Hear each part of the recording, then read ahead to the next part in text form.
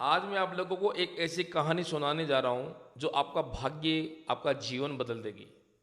क्योंकि जो मनुष्य के जो जीवन के अंदर जो घटनाएं होती है वह पहले से ही तय है। ये बात श्री कृष्ण भगवान ने भी कही है। तो इसी तौर पे प्राचीन काल के अंदर एक ब्राह्मण काशी जी से शिक्षा प्राप्त करके और वो लौट रहा था। और रास्ते के अंदर जब लौट रहा था तो रास्ते में ही क्या है, रात्रि होने लग गई।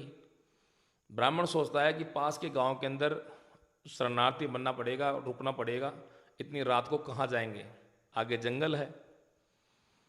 तो ब्राह्मण क्या करता है कि पास के गांव में चला जाता है और पास के गांव के अंदर एक उसको महाजन मिलता है और महाजन से निवेदन करता है कि हे महाजन, मुझे आज की रात रुकने और खाने पीने के लिए जगह मिल सकती है। तो ब्राह्मण को महाजन ने हाँ कर दी। अब ब्राह्मण के लिए अच्छी व्यवस्था महाजन ने कर दी। ब्राह्मण सो गया रात को। सुबह 4 बजे महाजन उठ के आता है, ब्राह्मण देवता से कहता है कि हे ब्राह्मण देवता, आप नित्य कर्म कर लीजिए आपका, और जल्दी ही भोजन करके आप यहाँ से निकल जाइए। क्योंकि एक मतलब महाजन ने निवेदन किया ब्राह्मण से। तो ब्राह्मण कहने लगा कि हे महाजन, मैं दूर दराज से आया हूँ, मेरे पाँव में दर्द है, थका हुआ हूँ, मैं नित्य क्रम थोड़ा लेट करूँगा, सूर्य उदय होने के बाद में करूँगा, फिर मैं खाना खाऊँगा। महाजन कहने लगा कि हे ब्राह्मण देवता, सुबह 9 बजे, आज सुबह 9 बजे मेरी बहू मर जाएगी और हम उसकी क्रियाक्रम में लग जाएंगे और आपकी तरफ कोई ध्यान देगा नहीं, आप भूखे रह जाओगे। तो महाजन की बातों को सुनकर ब्राह्मण ने क्या किया, नित्य क्रम किया और भोजन करके जल्दी भोजन कर लिया। अब ब्राह्मण मन के अंदर सोचता है कि आज तो मैं महाजन के घर रुकूंगा और देखूंगा कि ये महाजन झूठ बोलता है कि सच बोलता है, कि इसकी बहू मरेगी कि जिंदा रहेगी, आज ये देखना है। तो ब्राह्मण महाजन के घर में रुक जाता है और जो ही 9 बजते हैं उधर क्या होता है कि महाजन की जो बहू है छत की बालकोनी के अंदर अपने केसों को, बालों को सुखा रही थी और ऐसे हाथ से बालों को मार रही थी हल्का हल्का। तभी उसकी बहू को हल्का सा चक्कर आता है और 2 मंजिल के छत से, बालकोनी से, और वो बहू नीचे गिरती है और गिरती ही मर जाती है। तो इधर क्या है कि ब्राह्मण को क्रोध आता है और महाजन को बोलता है, हे मूर्ख, तुझे पता था, हे पापी, तुझे पता था कि तेरी बहू मरने वाली है, तो उसको बचा क्यों नहीं सका। बहुत लतड़ा, बहुत गालियां निकाली। महाजन सुनता रहा। फिर अंत के अंदर महाजन मुस्कुराते हुए बोला कि हे ब्राह्मण देवता, मेरी बहू के भाग्य में मृत्यु लिखी थी, तो वो मृत्यु तो होना था, उसको मैं बचाने वाला कौन होता हूं ना। जिसके भाग्य में जो लिखा है वो होके रहता है। तो मेरी बहू के भाग्य में मृत्यु लिखी थी तो वो गिर के वो मर गई। तो महाजन को तू तलाके से गाली गलौज करने लग गया। तो महाजन क्या कहता है ब्राह्मण को कि हे ब्राह्मण देवता, अब सुन मेरी बात, आज के 7 दिन बाद में तेरे 100 जूत पड़ेंगे। अब ये बात, जूत की बात जब ब्राह्मण को बोला, ब्राह्मण टेंशन में आ गया, चिंता में आ गया कि ये महाजन तो पहले भी इसकी बात सच निकल गई, अब ये जूत तो अपने पड़ेंगे। मन के अंदर सोचता सोचता अपने घर चला गया। घर के ऊपर, घर के मतलब टेंशन में रहने लगे अपने घर के ऊपर भी। जब 7 दिन पास में आने लगा तो ज़्यादा चिंता करने लग गया। तो अब ब्राह्मण की पत्नी कहती है कि हे स्वामी, आपको कौन सी ऐसी चिंता हो रही है जो आप ना तो बोल रहे हो, ना हंस रहे हो, मन ही मन के अंदर सोचते हो। तो ब्राह्मण क्या करता है कि अपनी पत्नी को पूरा प्रसंग बताता है उस महाजन वाला कि मेरे साथ ऐसी घटना हुई। और महाजन ने कहा कि 7वें दिन तेरे 100 जूत पड़ेंगे।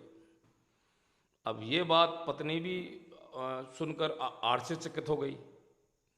तो पत्नी ने ब्राह्मण को मार्ग बताया। क्या बताया, कौन सा रास्ता बताया कि अपने गांव के पास के अंदर, स्वामी, अपने गांव के पास के अंदर एक जंगल है, उस जंगल के अंदर वो शिव मंदिर है, काफ़ी वर्षों से बंद पड़ा है वो, और वहाँ पे कोई ना तो कोई जाता है न कोई आता है, और आप वहाँ जाओ और भगवान की पूजा करो, भोलेनाथ के वहाँ जाके। ब्राह्मण क्या करता है कि उस मंदिर में जाता है और पूजा पाठ करने लग जाता है।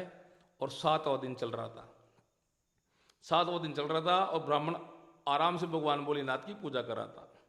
अब उधर क्या होता है कि एक राजा क्या है कि कि हिरण के शिकार करने के लिए निकला था, और वो मीलों कोसों से दूर से हिरणों को भगाते ला रहा था। मतलब आगे आगे हिरणे का झुंड था और पीछे राजा था।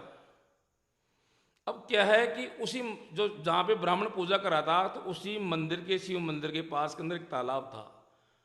तो वो हिरण क्या है, थक गए थे सारे, तो वो झुंड हिरणों का वहां पे पानी पीने लग गया।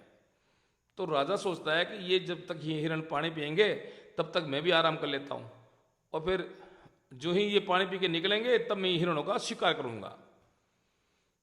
तो तभी उधर क्या हुआ कि हिरण पानी पी रहे थे और राजा विश्राम कर रहा था।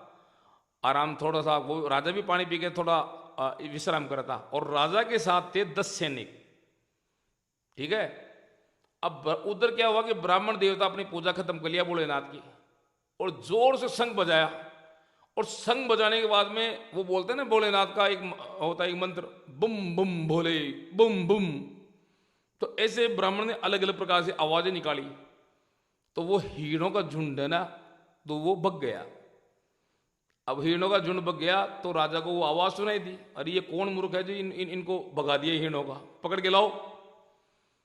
तो वो जो 10 सैनिक थे, तो वो ब्राह्मण को पकड़ के लेके आए मंदिर के अंदर से कि हे राजा, ये ब्राह्मण ने आवाज निकाली थी और ये हिरणे भग गई। तो राजा क्रोध में आया, क्योंकि क्रोध में इसलिए आया कि वो मीलों कोसों दूर से उन हिरणों का पीछे करता आ रहा था। तो राजा ने कहा कि इस ब्राह्मण के 10 सैनिक हो ना तुम, 10-10 जूत रखो इसके। तो कितने जूत रखे? 100 जूत पड़ गए उसके ब्राह्मण के।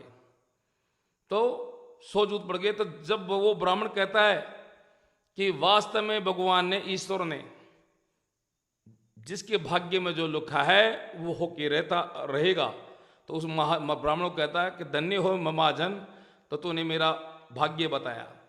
तो इसलिए मैं आप लोगों को कहता हूं कि आप चाहे ब्राह्मण हो, चाहे तपस्वी हो, चाहे योगी हो, चाहे नॉर्मल मनुष्य हो, चाहे जीव हो, चाहे जंतु हो, चाहे प्रकृति या कोई भी आप हिस्सा हो, जो घटना आपके जीवन में घटेगी वो होके रहेगा।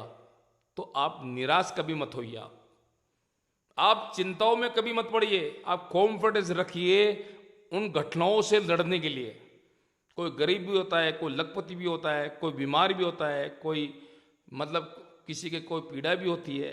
तो ये जो घटनाएं हैं अपने आपके जीवन के अंदर, ये आती रहती है, जाती रहती है। इनसे संघर्ष करना सीखो। ये स्वाभाविक घटनाएं हैं, ये ईश्वर की देन है, ये आएगी, ऑलरेडी आपके भाग्य में लिखा हुआ है। तो ये कहानी कैसी लगी आप लोगों के लिए? आपका जीवन सुधार देगी ये कहानी? इसका अर्थ निकालना मैं क्या बोल रहा हूँ, और कमेंट के अंदर जवाब देना। वीडियो अच्छी लगी हो तो लाइक शेयर सब्सक्राइब जरूर करना, क्योंकि आप लोगों के लिए मैं अच्छी अच्छी वीडियो और लेकर आऊँगा। धन्यवाद।